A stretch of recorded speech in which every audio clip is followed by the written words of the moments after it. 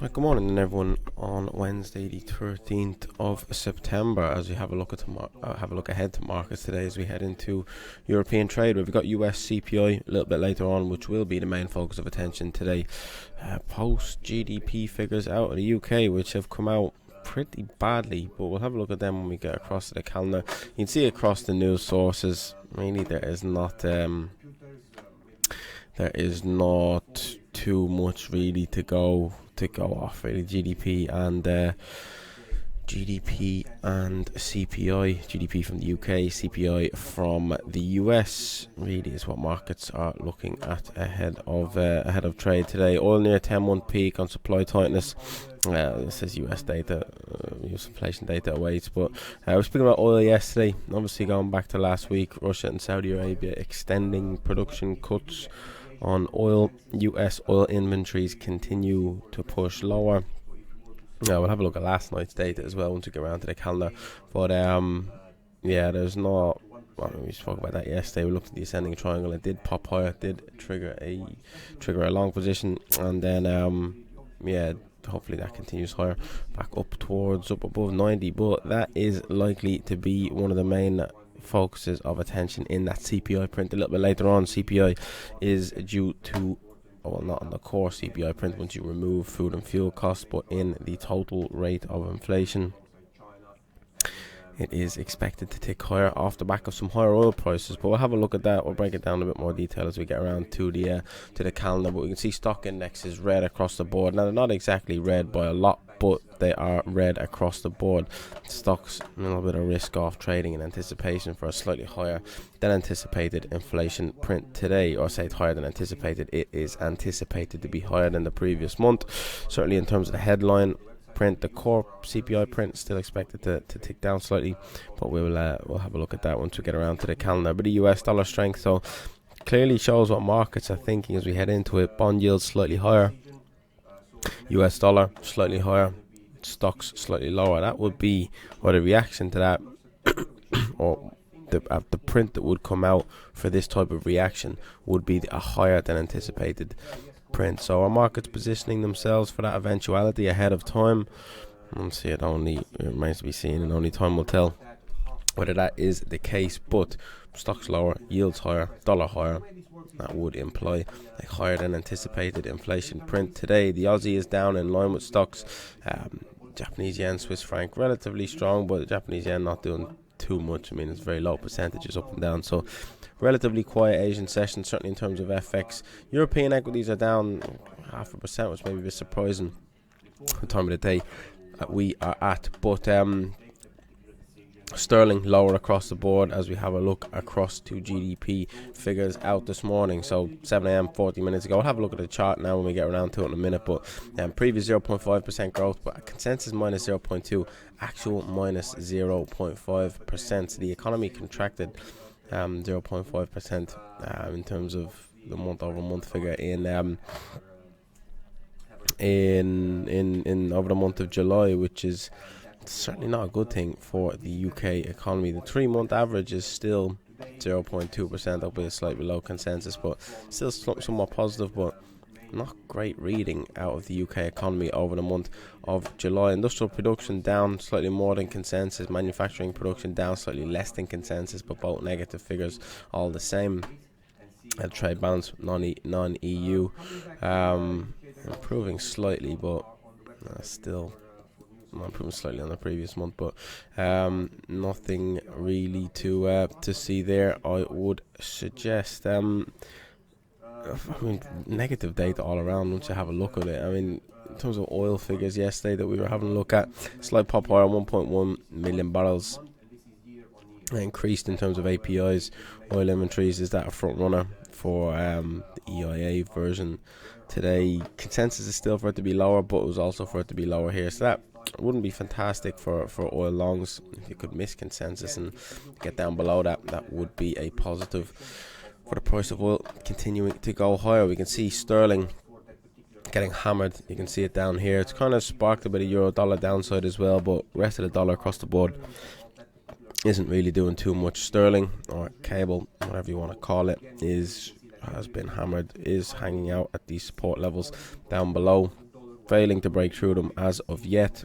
Probably imagine that stays the same until we get into CPI later on today. But with negative UK data this morning, if you can get some higher than anticipated CPI prints later on, that would be negative sterling off the back of negative data. That would be positive US dollar off the back of positive US data. I say positive, not really positive if inflation starts to rise again, but if it comes in higher than anticipated, should be bullish for the dollar. You've got negative sterling, bullish for the dollar. Cable shorts off the back of higher than expected CPI prints later on would be the best trade on today. You'd have to imagine if you're going short, the US dollar.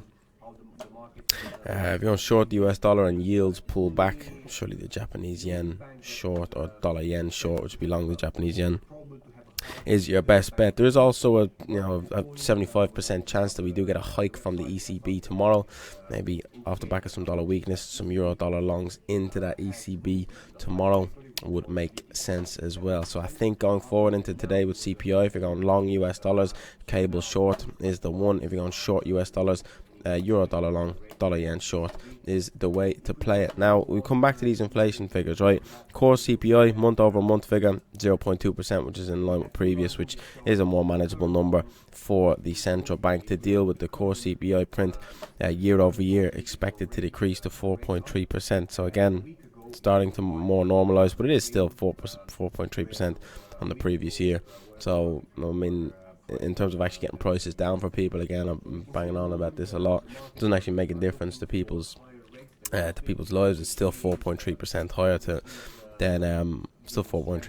than the year previous. So it doesn't really get prices down. It just more normalizes the pace of prices increasing. So it doesn't really help people with their cost of living crisis. Not really. Well, the central bank don't like communicating that stuff. Neither do the news sources, but anyway, it's a conversation for another day. Previous 0.2% on the month over month figure, but consensus 0.6.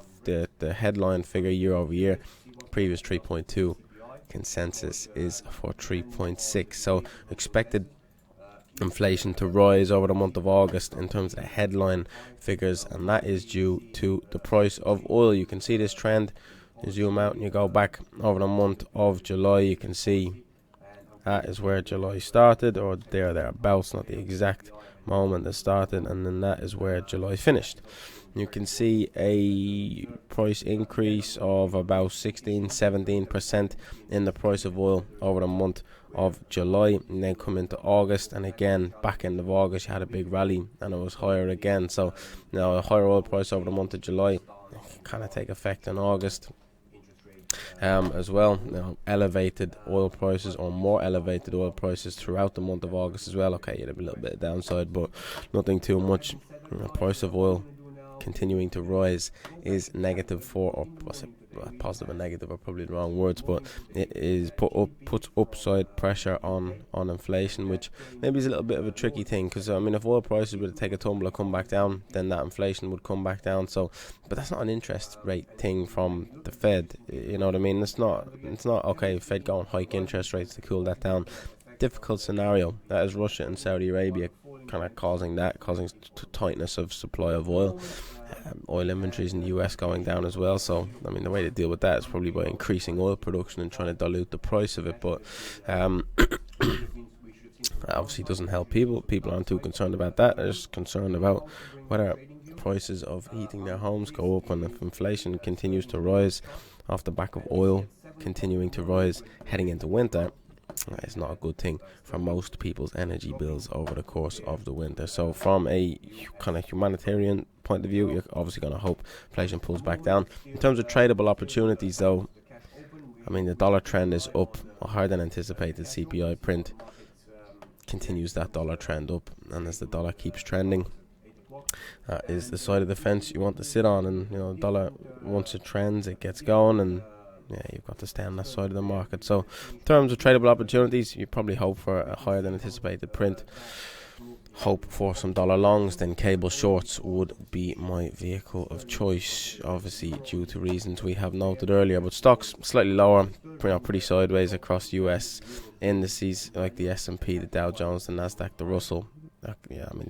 Kind of grinding lower, but not by any sort of aggressive pace. Overnight, European equities down quite substantially, have bounced back a little bit in early trade, but markets pricing potentially a 75% chance of a hike tomorrow. Not good for the price of European stocks. But main focus of today, US CPI.